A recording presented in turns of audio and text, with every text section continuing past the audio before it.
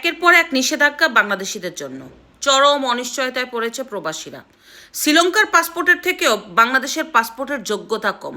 চিন্তা করেন, যে শ্রীলঙ্কা মাত্র 3 থেকে 4 বছর আগে একটা দেউলিয়া দেশ ছিল, পুরো বিশ্বের কাছে অপমানের প্রতীক ছিল, কিন্তু শ্রীলঙ্কা ঘুরে দাঁড়িয়েছে। অন্যদিকে বাংলাদেশ উন্নয়নের রোল মডেল একটা দেশ 1.5 বছরে ধ্বংস হয়েছে।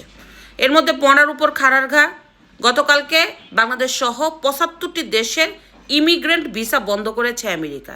এই তালিকায় আছে Pakistan, Afghanistan, Syria, Lebanon, Russia, Iran, Iraq. এখন ইরান, ইরাক বা রাশিয়ার সাবজেক্ট আলাদা, কারণ তাদের সাথে আমেরিকার যে ভিতরগত দ্বন্দ্ব তার জন্য করেছে। কিন্তু বাংলাদেশ, পাকিস্তান, আফগানিস্তান, সিরিয়া শুধুমাত্র বাংলাদেশের সহ এই দেশগুলির ভিতরের রাজনৈতিক অস্থিরতা, জঙ্গি তৎপরতার কারণেই একের পর এক নিষেধাজ্ঞা আসছে এই দেশগুলির জন্য। এই ইমিগ্রেন্ট ভিসা বন্ধ হওয়ার আওতার বাহিরে কিন্তু আমেরিকা যেতে পারবেন আপনি ভিজিট বিষয় কিংবা ব্যবসায়িক বিষয়, কিন্তু আপনাকে এর জন্য আমেরিকার যে নতুন নিয়ম চালু হয়েছে ভিসা বন্ড নিয়ম, এর মধ্যে আপনাকে 18 লক্ষ টাকা জামানত রাখতে হবে। আবার 18 লক্ষ টাকা দিলে যে আপনি আমেরিকা যেতে পারবেন বিষয়টা তা না। আপনার ব্যাকগ্রাউন্ড বাছাই করার পরে আমেরিকা সিদ্ধান্ত নিয়ে আপনাকে নিবে কিনা এটা আমেরিকার ডিসিশন। কোথায় গিয়েছে বাংলাদেশের অবস্থান?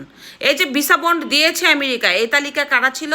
উগান্ডা, নাইজেরিয়া, ঘানা, জিম্বাবুই, এই নিম্নবিত্ত দেশের তালিকায় ছিল আমাদের বাংলাদেশ। বিশ্বের মধ্যে 7ম দুর্বল পাসপোর্ট হচ্ছে বাংলাদেশ।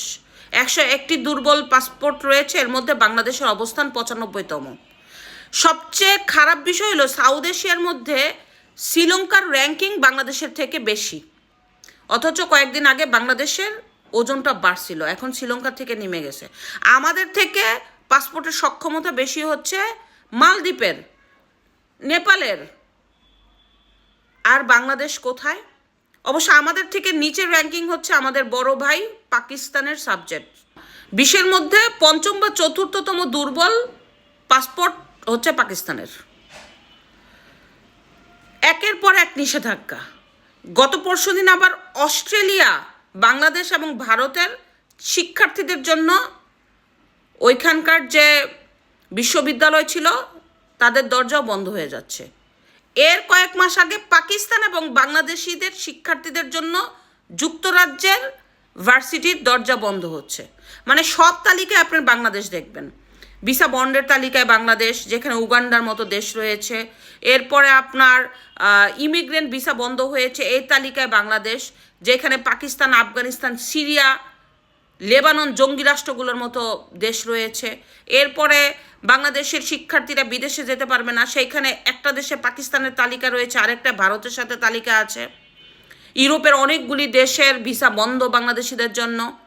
দুবাইয়ের মতো রাষ্ট্র এখন বাংলাদেশিদের জন্য ভিসা বন্ধ করে দিয়েছে। সব মিলিয়ে ডক্টর ইউনূসের ম্যাজিক চলছে, আর এই ম্যাজিকে বাংলাদেশের অর্থনীতি পুড়ে ছারখার। এখন বাংলাদেশে বেকারত্ব বাড়ছে, কর্মসংস্থান কমছে, বিদেশি বিনিয়োগ বন্ধ হয়ে যাচ্ছে। এর উপরে আপনি বেকারত্ব দূর করার জন্য যে কিছু টাকা ব্যয় করে বিদেশে যাবেন নিজেকে একটু বেকার মুক্ত করার জন্য, তারও উপায় নেই, কারণ আপনাকে তো ভিসা দিবে না আন্তর্জাতিক আপনার ব্যাকগ্রাউন্ড যাচাই করা হবে, আপনার দেশের ব্যাকগ্রাউন্ড যাচাই করা হবে, সেইখানে আপনার তালিকা শূন্য। Doctor Yunus magic.